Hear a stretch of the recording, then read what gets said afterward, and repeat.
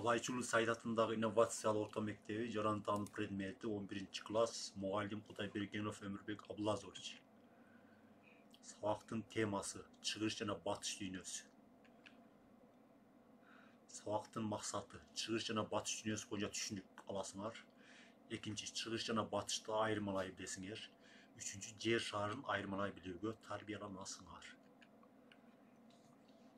Чыгыш батыш маданияты социалдык, философиялык, руханий, психологиялык системалардын бири-бирин аныктоосунун формасы. Адамдын ишмердүүлүгү менен ой жүгүртүүсүндөгү эки башка түрлөрдүн карама-каршылыгы жана байланышы. Чыгыш жана батыш бинардык оппозициясы ар түрдүү каралат. Мисалы, философияда мистицизм, рационализм, экономикада агрардык, индустриалдык, коомдо коллективдүүлүк, индивидуалдык жүрүм-турум эрежеде баамдоочулук, активдүүлүк жана географиялык тараптан чыгыш жана батыштын маселеси байыркы гректер өзүн чыгыш мамлекети карама каршы койгондон бери башталат.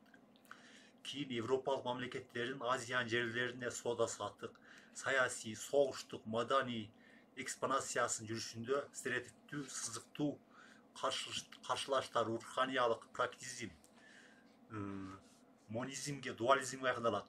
Негизинен чыгыш батыштын маселеси европалыктар чыгыш элдеринин өзгөчөлүктөрүн түшүнүүгө аракет кылуусунун натыйжасында пайда болгон.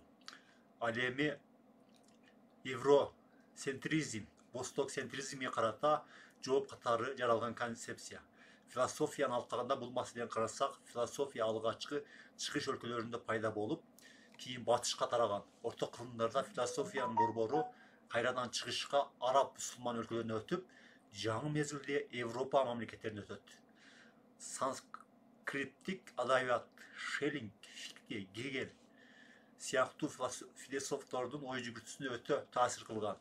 20-кылымдын аягында бардык адамдар ар түрдүү регионалдык, экономикалык, саясий, этномаданий жалпылыктардын негизинде диалог жана филолог түзүшүп, чыгыш батыштын карама-каршылыктарын туура эмес баамдашты. Бирдиктүү чыгыш жана бирдиктүү батыш жок. Алар өз ара бир топ экономикалык жана маданий борборлорго бөлүнүшөт. Мисалы, чыгыш жер ортолук деңиздин, борбордук азиялык, Тынч океандык, батыш борбордук европалык, батыш европалык, атлантикалык. Чыгыш батыштын стратеги өзүнүн мурунку маанисин жоготуп, азыркы учурда анын ордуна башка оппозициялар түндүк, түштүк, Европа, Африка, Япония, Азия, АКШ, Латын Америкасы жана башка орчундуу маселеге айланып бара жатат. Кайтарым байланыш үчүн суроолор. Урматтуу окуучулар, силер төмөнгү суроолорго жооп беришиңер керек. Чыгыш менен батыштын айырмасы, саясий, экономикалык өнүгүшү, ал өлкөлөр менен биздин байланышыбыз. Көңүл бурганыңар үчүн чоң рахмат.